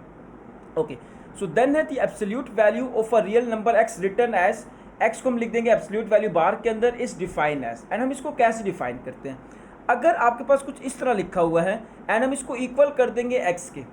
कब इसको इक्वल करेंगे, अगर यहाँ पे कंडीशन है कि जो x है यानी एब्सोल्यूट वैल्यू बार के अंदर जो लिखा हुआ है x, ये या तो 0 हो या 0 से क्या हो ग्रेटर देन। तो मैंने एग्जांपल वहाँ पे भी दी थी, यहाँ पे अगेन दे देता हूँ। लेट्स सपोज अगर ये 2 लिखा हुआ है तो देखिए ये 2 क्या है, 0 से बड़ा है, तो इस केस में जो अंदर वाला x है, ये अंदर वाली टर्म वो एज इट इज आ जाएगी। लेकिन अगर ये जो आपके पास लिखा है लेट्स सपोज एब्सोल्यूट वैल्यू के अंदर x, तो इसको हम लिखेंगे इज इक्वल टू -x। अब -x कब लिखेंगे, जब आपके पास x क्या हो यानी एब्सोल्यूट वैल्यू के अंदर लिखी हुई वैल्यू क्या हो, 0 से लेस देन हो। तो इसकी भी मैंने एक एग्जांपल दी थी। लेट्स सपोज आपके पास लिखा है -2 इज इक्वल टू, अब देखिए यहाँ पे हम इसको कैसे लिखेंगे, जो एब्सोल्यूट वैल्यू के अंदर टर्म है ये क्या है, 0 से लेस देन है। तो इस केस में हम क्या करेंगे, पहले माइनस लगाएंगे फिर इस टर्म को दोबारा लिख देंगे। अब इस टर्म के साथ भी तो माइनस है तो उसको हम ब्रैकेट में लिख देंगे, तो ये आपके पास क्या बन जाएगा माइनस माइनस प्लस, तो हमारे पास आ जाएगा +2। सो नेक्स्ट है हमारे पास absolute solution of absolute value equation. So an equation that contains a variable inside the absolute value bars, like ऐसी इक्वेशन जिसमें वेरिएबल एब्सोल्यूट वैल्यू बार के इनसाइड हो, तो ऐसी इक्वेशन को हम क्या बोलते हैं, एब्सोल्यूट वैल्यू इक्वेशन। और ये आपको एक दो एग्जांपल इसमें दी हुई हैं। एंड इनको सॉल्व कैसे किया जाता है अगेन मैंने वहाँ पे आपको बता दिया। सो फॉर एग्जांपल जैसे यहाँ पे देखिए एग्जांपल 8 में कह रहा है कि अगर एब्सोल्यूट वैल्यू यहाँ पे आपकी इक्वल आ जाए -6 के, तो इस केस में आपके पास क्या आएगा, solution set empty set, because absolute value कभी भी नेगेटिव नहीं हो सकती। ओके, यहाँ पे इसने कंडीशन दे दी जो मैंने वहाँ पे बताई थी कि अगर आपके पास लेट्स सपोज इस तरह कोई एब्सोल्यूट वैल्यू आ जाती है इज इक्वल टू 2, तो एक दफ़ा आप इसको क्या करेंगे, प्लस करके लिखेंगे और एक दफ़ा आप इसको लिखेंगे माइनस करके, जब अभी एब्सोल्यूट वैल्यू बार हटाएंगे। तो सेम वो इसी को कह रहा है, N absolute value equation of the form के, लाइक अगर आपके पास कुछ इस फॉर्म में लिखी हुई है इज इक्वल टू सी, आगे राइट साइड पे कोई कांस्टेंट। अब यहाँ पे कंडीशन क्या है कि ए बी एंड सी आपके पास रियल नंबर है, बट मेन कंडीशन यहाँ पे क्या है कि ए 0 नहीं होना चाहिए, क्योंकि ए 0 हो गया तो लीनियर इक्वेशन नहीं रहेगी। ओके, सो एंड अगेन यहाँ पे एक और कंडीशन बता दी कि जो आपका सी है ये 0 से क्या होना चाहिए, ग्रेटर देन होना चाहिए। तो तब आप क्या करेंगे, इसको किस तरह लिखेंगे, एक दफ़ा प्लस सी के साथ लिख देंगे, एक दफ़ा माइनस सी के साथ। जैसे इस केस हमने किया, एक दफ़ा +2 के साथ, एक दफ़ा -2 के साथ। सो आगे देख लेते हैं, यहाँ पे एक एग्जांपल सॉल्व है, आप इसको खुद देख लें। सो ये केस भी बेसिकली हमने वहाँ पे देख लिया था कि लाइक द इक्वेशन, अगर आपके पास एक इक्वेशन कुछ इस तरह की आ जाती है इज इक्वल टू के, यानी आपने एब्सोल्यूट वैल्यू बार को अलग कर दिया एंड जो आपके पास कांस्टेंट आपने उनको अलग कर दिया। अगर वो के आपका 0 से ग्रेटर देन होता है, देन हम उस वहाँ पे हमारे पास दो वैल्यूज आने वाली हैं, ठीक है, सोल्यूशन सेट में। एक दफ़ा हम उसको प्लस के साथ लिखेंगे, एक दफ़ा हम उसको माइनस के साथ। एंड अगर आपके पास एक साइड पे एब्सोल्यूट वैल्यू बार है उसके अंदर कोई वेरिएबल एंड दूसरी साइड पे आपके पास 0 है, तो इस केस में आपके पास एक सोल्यूशन आएगा और वो सोल्यूशन आपके पास क्या होगा, 0 ही रहने वाला है। सो ये सारी हमने वैसे एग्जांपल में कवर कर ली थी। ओके, अगर आपके पास इक्वेशन है एक्स एब्सोल्यूट वैल्यू बार के अंदर यानी इक्वल है के, और यहाँ पे आपका के क्या है, 0 से लेस देन है, मीन्स यहाँ पे ये नेगेटिव की कोई भी टर्म है, तो इस केस में आपके पास सोल्यूशन क्या आ जाएगा, has no solution, empty set लिख देंगे। और आप सिंपली इस तरह भी लिख सकते हैं। ओके, तो अगेन यहाँ पे एक एग्जांपल सॉल्व है। तो एक बात याद रखिएगा, हम ऑलमोस्ट 90% एमसीक्यूज यहाँ पे कवर कर लेंगे, बट 10% स्टिल आपको 5.1 पूरी आनी चाहिए, आपको 5.2 एक्सरसाइज कंप्लीट आनी चाहिए, 3 आनी चाहिए एंड 4 फिंगर टिप पे क्वेश्चन होने चाहिए। बिकॉज कुछ हमारे पास एमसीक्यूज क्वेश्चन बेस आएंगे कि लाइक आपको क्वेश्चन गिवन होगा, कहा जाएगा बताओ इसका सोल्यूशन सेट क्या है, या आपको कहा जाएगा कि बताओ ये एक आपके पास इक्वेशन है, इसकी वैल्यू x है, ये बताए x equal let's suppose x equal to 2 I है, बताए कि इसको सोल्यूशन सेट में लिखना चाहिए या नहीं। एंड सेम आपसे एब्सोल्यूट वैल्यू के रिलेटिव भी कोई क्वेश्चन पूछा जा सकता है। सो हम बात कर लेते हैं की फैक्ट की। तो मैंने कहा था कि अगर दो नंबर मल्टीप्लाई हो रहे हैं एंड उन दोनों पे क्या एक ही एब्सोल्यूट वैल्यू बार है, तो आप इन दोनों को क्या कर सकते हैं, सेपरेट भी कर सकते हैं, और अगर सेपरेट है तो हम दोनों पे एक दफ़ा भी लिख सकते हैं। सेम अगर डिवाइड हो रहे हैं दोनों पे सेपरेट है, तो आप इन दोनों पे एक भी एब्सोल्यूट बार को एक दफ़ा भी लिख सकते हैं। एंड अगर यहाँ पे दो एब्सोल्यूट बार और दोनों के अंदर टर्म सेम होना कंडीशन है, यहाँ पे अगर दोनों के अंदर जो टर्म है, जो वैल्यूज है वो सेम है, देन आप इसको क्या लिख सकते हैं, 2 इंटू ए बी लिख सकते हैं, ठीक है, या 2 into absolute value of A B लिख सकते हैं। सो होप सो स्टूडेंट्स यहाँ तक आपको सारी बातें समझ आ गई होंगी। सो अब हम बढ़ते हैं अपने एमसीक्यूज की तरफ। सो डियर स्टूडेंट्स, टॉप पे अगेन वही डेफिनेशंस कुछ लिखी हैं, तो आप इनको भी पढ़ सकते हैं जब आपको बाद में टाइम मिले। So geometrically the absolute value of a number line is its, geometrically हम क्या कहते हैं कि एब्सोल्यूट वैल्यू किसी भी ऑफ अ नंबर, किसी भी नंबर की क्या हो सकती है? Position on the Y axis, distance from zero on the number line. So option B is correct, distance from zero on number line. तो बाकी हमें पढ़ने की ज़रूरत ही नहीं है। Okay, the two vertical bars enclosing an expression in, like आपके पास कुछ इस तरह की एक एक्सप्रेशन है जो कि वर्टिकल बार के अंदर क्लोज है, आर कार्ट। इन वर्टिकल बार्स को हम क्या बोलते हैं? हमारे पास होती हैं absolute value bars. Okay, since distance between any two point is always non negative, के लाइक जो हम डिस्टेंस फाइंड करेंगे वो हमेशा क्या रहेगा आपके पास? नॉन नेगेटिव रहेगा, यानी हमेशा पॉजिटिव रहेगा। Then the absolute value of a number is always, तो एब्सोल्यूट वैल्यू किसी भी नंबर की हमेशा क्या होगी? या तो पॉजिटिव होगी या जीरो होगी। तो ऑप्शन बी इज करेक्ट। तो MCQ number 4 is according to the formal piecewise definition, if x is less than zero then absolute of x is equal to, यानी अगर आपके पास कुछ इस तरह है कि इस एब्सोल्यूट वैल्यू के अंदर आपके पास एक ऐसी वैल्यू आ जाए जो जीरो से क्या है? लेस देन है, तो देन x को हम या इस एब्सोल्यूट वैल्यू ऑफ x को हम कैसे लिख सकते हैं? तो हमने कहा था आप इसको लिखेंगे माइनस ऑफ x, यानी पहले माइनस लगाएंगे फिर ये अंदर वाली value x as it is. Reason क्या है कि जब हम ये माइनस लगाएंगे तो x की वैल्यू यहाँ पे क्या है? -1, एंड -1 लिखने से क्या हो जाएगी? +1 हो जाएगी। तो हम यहाँ पे क्या लिखेंगे? -x या माइनस इंटू एक्स आप कह लें। तो option B is correct. Okay, 5 है, an equation that contains a variable inside absolute value bars is called, तो ऐसी इक्वेशन को हम क्या बोलते हैं? Absolute value equation. So an absolute value equation of the form, अगर आपको इस तरह की एक फॉर्म गिवन है, ठीक है, एब्सोल्यूट इक्वेशन की, यहाँ पे a भी 0 के इक्वल नहीं है एंड c के 0 से ग्रेटर देन है, then it is equivalent to, तो ये किसकी इक्विवेलेंट हो सकती है? ठीक है, एक ये कि हम पहले इसको प्लस सी के साथ लिख देंगे और दूसरा ये कि हम इसको क्या कर देंगे? माइनस सी के साथ सेपरेट करके लिख देंगे। Okay, MCQ number 7 is for an equation of the form, like अगर आपके पास इस तरह की एक इक्वेशन की फॉर्म गिवन है, यहाँ पे जो आपका k है ये 0 से क्या है? ग्रेटर देन है, यहाँ पे k क्या आपका 0 से ग्रेटर देन है, then how many distinct real solution exist, के लाइक यहाँ पे हमारे पास कितने डिफरेंट सोल्यूशन आपको देखने को मिल सकते हैं? तो हमने कहा था कि लाइक लेट्स सपोज अगर आपके पास कुछ इस तरह है तो आप एक दफ़ा इसको प्लस करके लिखेंगे, एक दफ़ा माइनस करके, यानी +-3, तो आपको दो सोल्यूशन यहाँ पे मिलने वाले हैं। तो ऑप्शन सी इज करेक्ट, एक प्लस की साइन के साथ मिलेगा, एक माइनस के साइन के साथ। So MCQ number 8 is what is the solution set of the absolute value of equation this, तो इसका हमारे पास सोल्यूशन सेट क्या होगा? देखिए एब्सोल्यूट वैल्यू जो है किसके इक्वल आ गया? नेगेटिव ऑफ अ नंबर, तो इस केस में हमारे पास क्या होगा? जस्ट एम्प्टी सेट और no solution. MCQ number 9 is the equation absolute value of x is equal to 0 has, तो इसके कितने सोल्यूशन रहेंगे? देखिए इसका सिर्फ एक ही सोल्यूशन रहने वाला है, तो एग्जैक्टली वन सोल्यूशन, एंड इस केस में वो सोल्यूशन आपके पास क्या आएगा कि x की वैल्यू भी आपके पास 0 ही रहने वाली है। Okay, MCQ number 10 is which of the following represent a correct multiplicative property of absolute value, कि multiplicative property of absolute value यहाँ पे कौन सी रिप्रेजेंट कर रही है? वो ये है ऑप्शन नंबर बी।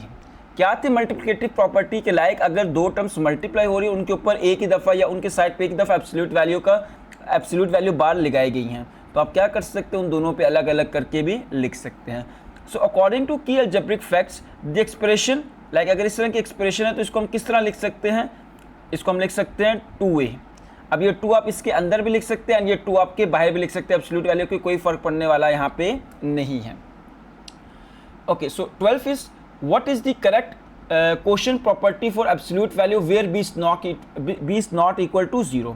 सो हमने कहा था अगर दो टर्म्स डिवाइड हो रही हैं और उन पे एक ही एब्सोल्यूट वैल्यू, तो आप न्यूमरेटर एंड डिनोमिनेटर में एब्सोल्यूट वैल्यू को क्या, एब्सोल्यूट का जो एब्सोल्यूट वैल्यू बार उनको हम क्या कर सकते हैं? सेपरेट कर सकते हैं। So option B is correct one. So dear students, आपको यहाँ पे नीचे इसके आंसर प्लस रीजन देखने को मिलेंगे, तो आप यहाँ इनको भी पढ़ सकते हैं। सो अब हम बढ़ते हैं अपनी एक्सरसाइज 5.4 की तरफ। सो डियर स्टूडेंट्स, टॉपिक 5.4 है लीनियर इनइक्वालिटीज और इनइक्वेशन इन वन वेरिएबल।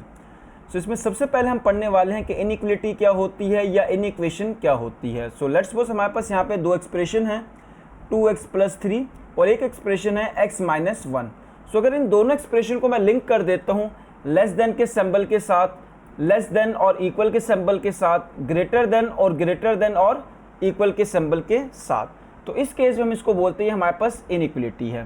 सो इसकी डेफिनेशन को ज़रा पढ़ लेते हैं। अब मैथमेटिकल स्टेटमेंट, ये हमारे पास एक मैथमेटिकल स्टेटमेंट है दैट कंपेयर्स इसमें क्या किया जा रहा है, दो चीज़ों को कंपेयर किया जा रहा है। किन दो चीज़ों को, टू अलजेब्रिक एक्सप्रेशन के दो अलजेब्रिक हमारे पास क्या होंगी, एक्सप्रेशन होंगी। यूजिंग किस चीज़ के साथ यहाँ पे कंपेयर किया जा रहा है, क्या चीज़ यूज़ की जा रही है इनको कंपेयर करने के लिए, less than, greater than, less than और इक्वल, ग्रेटर देन और इक्वल के सिंबल्स यहाँ पे यूज़ किए जा रहे हैं। ओके, देन इनइक्वालिटी की स्टैंडर्ड फॉर्म क्या है, देखिए इक्वेशन की स्टैंडर्ड फॉर्म क्या थी कि ax plus B is equal to 0, equation में इक्वल था, बट इनइक्वालिटी में क्या होगा कि इक्वल की जगह यहाँ पे लेस देन हो सकता है, ग्रेटर देन हो सकता है, लेस देन और इक्वल एंड ग्रेटर देन और इक्वल हो सकता है। वहाँ पे भी हमने कहा था कि a एंड b क्या होने चाहिए, आपके बिलोंग करने चाहिए रियल नंबर से, एंड a आपका क्या होना चाहिए, 0 नहीं होना चाहिए। तो सेम हम यहाँ पे भी कह रहे हैं। ओके, स्ट्रिक्ट इनइक्वालिटी हमारे पास क्या है, लेट्स सपोज अगर आपके पास है 2 इज लेस देन 3, सो ये आपके पास एक स्ट्रिक्ट इनइक्वालिटी है, मतलब कि आपका 2 3 से छोटा है, लेस देन है। अगर आप इसको यूँ लिख देते हैं 3 इज लेस देन 2, तो ये बात यहाँ पे क्या हो जाएगी, फॉल्स हो जाएगी, गलत हो जाएगी। सो अब हम बात कर लेते हैं रिवर्सल प्रॉपर्टी की। अब रिवर्सल प्रॉपर्टी क्या कहती है, कहती है the direction of inequality symbol, कि जो हमारे पास इनइक्वालिटी का जो सिंबल है लेस देन और ग्रेटर देन जो है सिंपली हमारे पास ये रिवर्स हो जाते हैं। कब रिवर्स होते हैं, व्हेन मल्टीप्लाइंग और डिवाइडिंग बोथ साइड, कि जब हम दोनों साइड्स को क्या कर देते हैं, मल्टीप्लाई कर देते हैं, डिवाइड कर देते हैं, किसके साथ, बाय अ नेगेटिव नंबर, किसी नेगेटिव नंबर के साथ। तो चलिए हम इसको एक एग्जांपल से समझ लेते हैं। लेट्स सपोज आपके पास है -2 इज लेस देन 5, सो क्या ये बात ट्रू है, यस ये ट्रू है, लेट्स सपोज ये ट्रू है। अच्छा, अब मैं यहाँ पे अगर कर देता हूँ multiply by -1 on both side, तो ये क्या बन जाएगा, -1 मल्टीप्लाई बाय -2, एंड अगर मैं सेम साइन यहाँ पे लेके चलूँ, सो -1 मल्टीप्लाई बाय 5, सो ये बन जाएगा minus minus plus and 2 less than minus plus minus and -5। तो क्या ये दोनों बातें ट्रू हैं, ये दोनों बातें ट्रू नहीं है। क्या 2 आपका -5 से लेस देन होता है, नहीं, 2 तो आपका क्या होता है, -5 से ग्रेटर देन होता है। सो इट्स मीन जब हमने माइनस से दोनों साइड पे मल्टीप्लाई करवाना है, तो देन हम क्या कर देंगे, इन इनइक्वालिटी के सिंबल को चेंज कर देंगे, रिवर्स कर देंगे। अगर पहले लेस देन का था तो -1 से दोनों साइड पे मल्टीप्लाई कराने से क्या हो जाएगा, ग्रेटर देन में चेंज हो जाएगा, देन जाके ये ट्रू होगी। So hope so dear students, यहाँ तक आपको बातें समझ आ रही होंगी। Next one is solution set definition. So the collection of all real numbers that makes the given inequality true, वो तमाम रियल नंबर्स जो क्या करते हैं, उन इनइक्वालिटी को ट्रू साबित करते हैं कि इनइक्वालिटी यहाँ पे ट्रू है। तो ऐसे रियल नंबर्स के कलेक्शन को हम क्या कहते हैं, हमारे पास सॉल्यूशन सेट कहलाएगा। इन शॉर्ट बस आप इतना याद रख लें कि जैसे इक्वेशन के केस में हमने कहा था कि हमारे पास जो x की वैल्यू आती है, अगर वो उस इक्वेशन को सेटिस्फाई कर लेती है, left hand side right hand side के इक्वल आ जाती है, तो उस x की वैल्यू को हम क्या करते थे, सॉल्यूशन सेट में लिखते थे। सेम कहानी यहाँ पे होने वाली है, बट लिटिल बिट ये टेक्निक्स थोड़ी सी डिफरेंट रहने वाली है। तो स्पेशली इसके जो ये वाला पॉइंट एंड ये वाला जो पॉइंट है, ये हम 5.4 के एक्सरसाइज के क्वेश्चन करते हुए डिटेल में समझ लेंगे, बट यहाँ पे भी हम थोड़ा बहुत इनको टच कर लेते हैं। ओके, सो इक्विवेलेंट इनइक्वालिटीज़ क्या होती हैं, दो ऐसी इनइक्वालिटीज़ कि जब आप उनमें उनको सॉल्व करते हैं तो वहाँ पे जो वेरिएबल है उनकी वैल्यूज़ क्या आती है, हमेशा सेम आती हैं, having exact same solution set. सो कंपाउंड इनइक्वालिटीज़ क्या है कि लेट्स सपोज आपके पास दो इनइक्वालिटीज़ हैं, x is less than, let's suppose हम कह देते हैं 1, एंड ए के आपके पास let's suppose x is greater than -3। सो इन दो इनइक्वालिटीज़ को हम किस तरह कंबाइन कर सकते हैं, या आप कह लें कि इकट्ठा कर सकते हैं। सम टाइम हम यहाँ पे लगा देते हैं एंड सम टाइम हम लगा देते हैं यहाँ पे और, तो इस तरह हमारे पास बन जाती है कंपाउंड इनइक्वालिटीज़। यहाँ पे बस आपने एक बात याद रख लेनी कि अगर आपने और लगाया है तो और के लिए क्या शर्त है कि अगर आपने सॉल्यूशन सेट में वैल्यू को लिखना है तो किसी एक कंडीशन को सेटिस्फाई करना चाहिए, या फर्स्ट वाली को या सेकेंड वाली को। एंड अगर आपने दोनों के दरमियान एंड लगाया है तो उस वैल्यू को सॉल्यूशन सेट में लिखने के लिए क्या चाहिए होगा, उन दोनों कंडीशंस को सेटिस्फाई करना चाहिए। दोनों कंडीशन को सेटिस्फाई कैसे करना चाहिए, मैं सिर्फ इसकी एग्जांपल यहाँ पे ले लेता हूँ, बाकी इस पॉइंट को हम एक्सरसाइज 5.4 के क्वेश्चंस में डिटेल में देख लेंगे।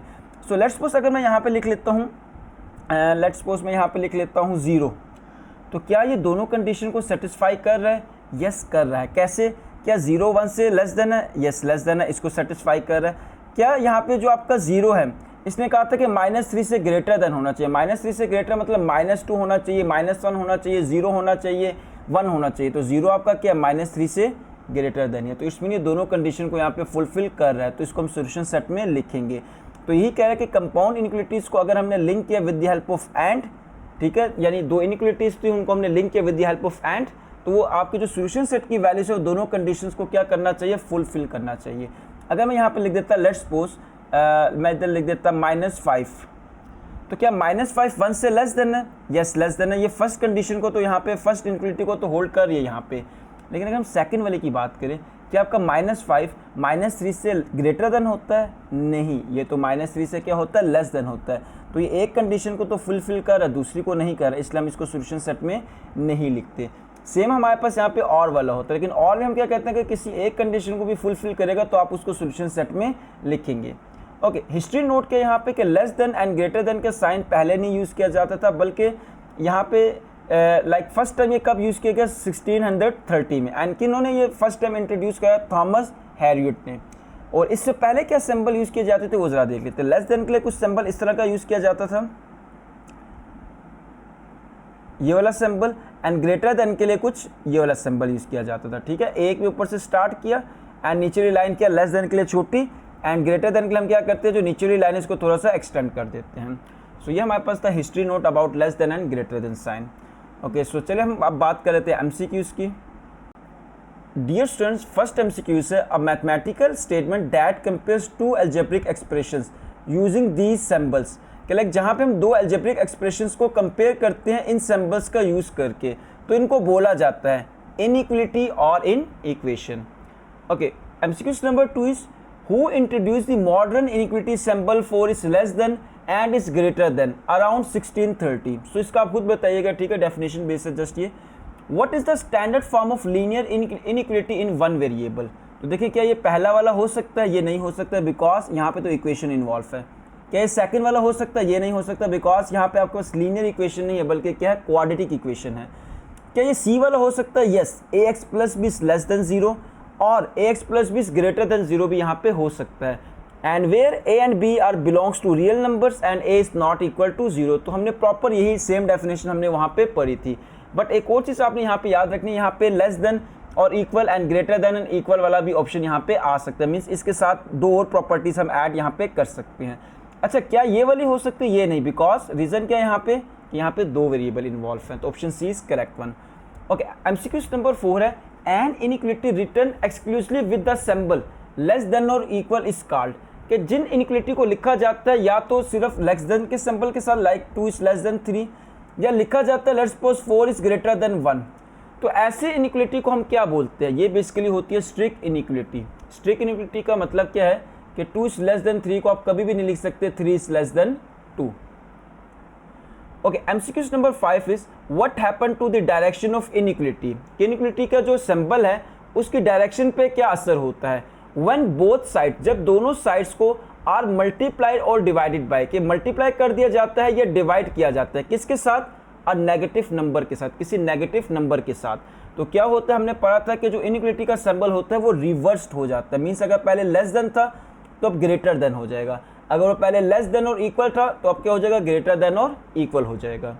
सो MCQ number 6 is two or more inequalities that have the exact same solution sets are called equivalent inequalities. तो ये टोटली डेफिनेशन बेस है। Okay, MCQ number 7 is two inequalities joined by the connective word. कि दो inequalities से उनको join किया जा रहा है कुछ कनेक्टिव वर्ड से, यानी वहाँ पे या तो हम एंड यूज़ कर रहे हैं या हम क्या यूज़ कर रहे हैं, और यूज़ कर रहे हैं। तो इस सिचुएशन को हम क्या बोलते हैं, हमारे पास क्या है, कंपाउंड इनइक्वालिटीज। ओके, सो 8 हमारे पास है the solution set of a compound inequality join with the connective word और। से अगर और के साथ उन दोनों को ज्वाइन किया गया इनइक्वालिटीज को, तो देन हम क्या कहते थे, intersection of both solution sets. क्या वहाँ पे इंटरसेक्शंस लेना है बोथ सॉल्यूशन सेट का, नहीं, बल्कि हमने क्या लेना है वहाँ पे, union of both solution set, कि जो दो सॉल्यूशन आएंगे उनका हम क्या ले लेंगे, यहाँ पे यूनियन ले लेंगे। ओके, और यहाँ पे क्या है, एंड अगेन इस एमसीक्यूज़ को जब हम 5.4 के क्वेश्चंस करेंगे वहाँ पे हम इसको थोड़ा डिटेल में कर लेंगे, ठीक है, अभी अदरवाइज लेक्चर बहुत बड़ा, बहुत लेंथी हो जाएगा। So MCQ number 9 is a compound inequality join with and is true if. So and अगर लगा के हमने दो इनइक्वालिटी को ज्वाइन किया है तो ये ट्रू कब होगी, जब हमने कहा था कि दोनों क्या होनी चाहिए, इनइक्वालिटी वहाँ पे होल्ड होनी चाहिए। So both of its inequalities are true, so option B is correct one. 10 है हमारे पास एमसीक्यूज द कंपाउंड इनइक्वालिटी, ये हमारे पास एक कंपाउंड इनइक्वालिटी है, can be written in combined short form. इसको कंबाइंड शॉर्ट फॉर्म में हम कैसे लिख सकते हैं? देखिए यहाँ पे एंड है ना, और यहाँ पे आप देखिए दोनों टर्म्स इसमें कॉमन है, तो हम इसको एक दफ़ा लिख लेते हैं 5x + 3, एंड देन यहाँ पे हम लिख देते हैं ये लेस देन वाला सिंबल, एंड यहाँ पे हम लिख देते हैं ये लेस देन वाला सिंबल। यानी फॉर एग्जांपल यहाँ पे हम लिख देंगे -6 और यहाँ पे हम लिख देंगे +5। ये दोनों हमारे पास क्या लेस देन के सिंबल हैं। तो क्या हमने यहाँ पे ठीक लिखा है? यहाँ पे देखिए क्या लिखता है, -6 इज लेस देन 5x + 3, तो यहाँ पे भी हमने यही लिखा है -6 is less then 5x + 3। And यहाँ पे क्या था कि 5x + 3 इज लेस देन 5, तो यहाँ पे भी क्या देखिए 5x + 3 is less then 5। And again जब हम एक्सरसाइज 5.4 के क्वेश्चंस करेंगे तो ये चीज़ें आपको क्लियर वहाँ पे हो जाएंगी। So which one is correct? तो इसका करेक्ट आंसर होगा option B. Sorry option B नहीं, option A, because both symbol यहाँ पे क्या होने चाहिए? लेस देन होने चाहिए, ये नहीं होगा। Okay, so MCQ number 11 is which statement regarding compounds inequalities containing the word और इज करेक्ट? कि लाइक अगर वर्ड और आ जाए दो इनइक्वलिटीज के दरमियान तो हम क्या कहते थे? किसी एक को भी अगर इनइक्वलिटी को वैल्यू सेटिस्फाई करेगी तो उसको सोल्यूशन सेट में लिखा जाएगा। So it is true if at least one inequality is true. कि लाइक ये कब ट्रू होती है? कि जब कोई एक इनइक्वलिटी क्या होती है? ट्रू होती है। There is a short combined notation for writing or inequalities, its solution set is intersection of both solution, both inequalities must be true simultaneously. तो सिंपल ए जो डेफिनेशन बेस्ड था कि it is true if at least one inequality is true. कि like A true कब होगी? अगर एक उसमें से क्या होती है इनइक्वलिटी ट्रू वहाँ पे साबित हो जाती है। So last one is Why is the statement 5 is greater than or equal to 1 is considered true? इसको कंसिडर क्यों किया जा रहा है ट्रू? रीज़न क्या? क्या 5 और 1 इक्वल होते हैं? क्या ये रीज़न है? नहीं, ये दोनों इक्वल नहीं होते। तो क्या ये रीज़न है कि 5 ग्रेटर देन 1 होता है? यस, यही रीज़न है कि 5 1 से ग्रेटर देन होता है, इसलिए हम क्या करते हैं? इसको एक ट्रू इनइक्वलिटी कंसिडर करते हैं। सो डियर स्टूडेंट्स, मैंने आपको कहा था कि ये जो हमारे पास एक ब्लॉक है इसको हम आखिर में पढ़ेंगे, तो इसको ज़रा हम देख लेते हैं। In this unit the student will be able to, कि लाइक अगर इस चैप्टर को इस यूनिट को स्टूडेंट्स पढ़ लेते हैं तो वो क्या होंगे? विल बी एबल टू, वो क्या कर सकेंगे? Recall linear equation in one variable, कि लाइक हम वन वेरिएबल में जो एक लीनियर इक्वेशन होती है उनको रिकॉल करेंगे, रिवाइज करेंगे, एंड देन उनको हम सॉल्व करेंगे। Solve linear equation with rational coefficient, and हमने इनको सॉल्व भी किया। Reduce equations involving radicals to simple linear form and find their solution. Yes, हमने रेडिकल जो इक्वेशंस उनमें उनको भी हमने सॉल्व किया, वहाँ से हमने वेरिएबल की वैल्यूज को फाइंड किया। एब्सोल्यूट वैल्यू के रिलेटिव भी हमने यहाँ पे पढ़ा। Solve the equation involving absolute value in one variable, ये भी हमने वहाँ पे पढ़ लिया। हमने कुछ इनइक्वलिटीज़ को भी वहाँ पे डिफाइन किया, एंड इसके रिलेटेड हमने कुछ एग्जांपल भी वहाँ पे देख ली। बट यहाँ पे जो मेन मेरी चीज़ थी कि जो मैं आपके साथ डिस्कस करनी वो ये वाला पॉइंट है, recognise properties of inequalities trichotomy. अब ट्रिकोटोमी हमारे पास क्या है? ट्रिकोटोमी हमारे पास ये है कि लेट्स सपोज अगर आपके पास है 2 इज लेस देन 3, तो आप इसको अब ये नहीं कह सकते लाइक यहाँ पे और कोई पॉसिबिलिटीज़ नहीं है। अब ये नहीं हो सकता कि 2 और 3 यहाँ पे इक्वल हो जाए, और इसी को हम कहते हैं स्ट्रिक्ट इनइक्वलिटी है। और यहाँ पे हम ये भी नहीं कह सकते कि 2 आपका क्या है? ग्रेटर देन 3 है। ये दोनों पॉसिबल यहाँ पे नहीं है, तो इसी को हम कहते हैं हमारे पास क्या है? ट्रिकोटोमी, कि लाइक स्ट्रिक्ट इनइक्वलिटी यहाँ पे रहने वाली है। Okay, second word is transitive. Transitive क्या है? इसको एक एग्जाम्पल समझ लेते हैं। लेट्स सपोज अगर मैं आपको कहता हूँ 2 इज लेस देन 3, 2 आपका 3 से क्या है? लेस देन है, एंड 3 इज लेस देन 4, और 3 आपका क्या है? 4 से लेस देन है। तो क्या मैं इसको कुछ यूँ लिख सकता हूँ 2 इज लेस देन 4? तो यस, हम लिख सकते हैं। अगर मैं आपको कह रहा हूँ कि 2 3 से लेस देन है एंड 3 खुद 4 से लेस देन है, तो इट्स मीन 2 भी क्या हो जाएगा? 4 से लेस देन हो जाएगा। तो इस प्रॉपर्टी को हम कहते हैं ट्रांजिटिव प्रॉपर्टी।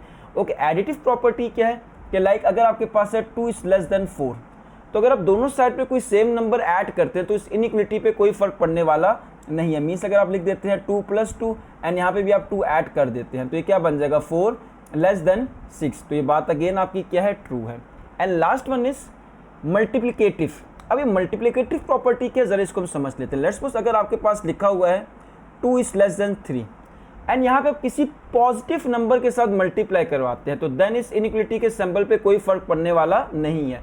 फॉर एग्जाम्पल मैं यहाँ पे मल्टीप्लाई कर देता हूँ +1 के साथ, तो ये क्या हो जाएगा? +1 × 2 लेस देन 3 × +1, तो 2 1 ज़ा 2 लेस देन 3 1 ज़ा 3। तो देखिए जब मैंने +1 के साथ यहाँ पे मल्टीप्लाई करवाया तो ये क्या हो गया? हमारे पास ये बात ट्रू रही, वैलिड रही। अब यहाँ पे सिंपली ये भी कह सकते हैं कि यहाँ पे जब हम किसी नंबर से मल्टीप्लाई कराएंगे तो वो नंबर क्या होना चाहिए? लेट्स अगर वो नंबर सी है तो ग्रेटर देन 0 होना चाहिए। 0 से क्या होना चाहिए? ग्रेटर देन होना चाहिए, मीन्स पॉजिटिव की टर्म होनी चाहिए। लेकिन अगर वो टर्म जिससे हम मल्टीप्लाई कर रहे हैं वो लेस देन 0 हुआ, माइनस में हो, तो देन क्या होगा? हमने एक एग्जांपल में वैसे इसको समझ लिया था। लेट्स सपोज अगर है 2 लेस देन 3, -1 से जब हम यहाँ पे मल्टीप्लाई करवाएंगे तो ये आपके पास बन जाएगा 3 इंटू -1 एंड -2 एंड ये बन जाएगा आपके पास -3। पहले था कि आपके पास 2 क्या है, 3 से लेस देन है। अब क्या -2 -3 से लेस देन होता है? नहीं, बल्कि -2 तो -3 से क्या होता है, ग्रेटर देन होता है। तो इस केस में हम कहेंगे कि अगर आपने किसी नेगेटिव टर्म के साथ मल्टीप्लाई करवाया या डिवाइड करवाया तो इनइक्वलिटी का जो सिंबल है वो टोटली क्या हो जाएगा, यहाँ पे चेंज हो जाएगा। बट याद रखिएगा एडिटिव में आप प्लस ऐड करें दोनों साइड पे या माइनस ऐड करें, कोई फर्क पड़ने वाला नहीं है। देन हमने कुछ यहाँ पे प्रॉब्लम डिस्कस की, solve linear inequalities with rational coefficients, तो हमने इस तरह के कुछ क्वेश्चंस भी सॉल्व किए एंड मजीद इस तरह के क्वेश्चंस हम एक्सरसाइज अपनी 5.1, 5.2, 5.3 एंड 5.4 में कवर कर लेंगे। सो डियर स्टूडेंट्स, बस आज के लिए जस्ट इतना ही। अब आपने एक काम करना है, जो मिसलेनियस एक्सरसाइज के अंदर कुछ एमसीक्यूज लिखे हैं आप इनको सॉल्व करने की कोशिश करनी है। तो इंशाल्लाह 60-70% आपसे सॉल्व हो जाएंगे एंड 30% सॉल्व करने के लिए आपने जो मेरी नेक्स्ट वीडियो उसको लाजमी सुनना है, जो कि होगी 5.1, 5.2, 5.3 एंड 5.4 के एक्सरसाइज के क्वेश्चंस के रिलेटेड। सो इंशाल्लाह उन वीडियोस को देखने के बाद आप तमाम एमसीक्यूज इजीली सॉल्व कर सकेंगे। सो आज के जस्ट इतना ही है, मिलते हैं अपने नेक्स्ट वीडियो में। अपना ख्याल रखिएगा, अल्लाह हाफिज।